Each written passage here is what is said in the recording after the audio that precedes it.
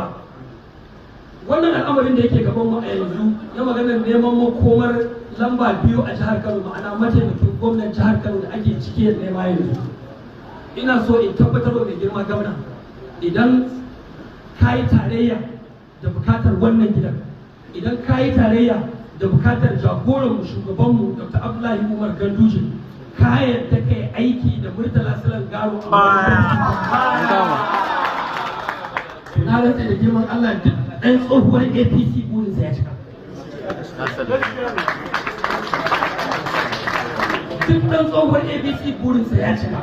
Mu da muke zaɓaɓɓu a majalisar tarayyar Najeriya sama da kashi 80% mu a tare da mai girma Dr. Abdullahi Ganduje mun zauna da shi, mun tattauna, mun yadda mun sare a bawa murtala silan garo da dama ya zama wata da ke gwamnati.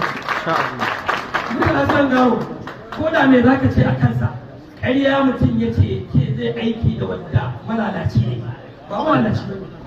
Ko ba ka san murtala ka san mai alkhairi ne, ko ba ka san murtala ka san mai al'umma ne. Kuma dukkanin da muke gidan Dr. Abdullahi Umar Ganduje hanni, idan ka cire Ganduje shi kaɗai, wallahi al'azimu babu wani wanda yake tsarin Gandujiya a APC ke yau da yake da network na mutane a ƙananan komai 44.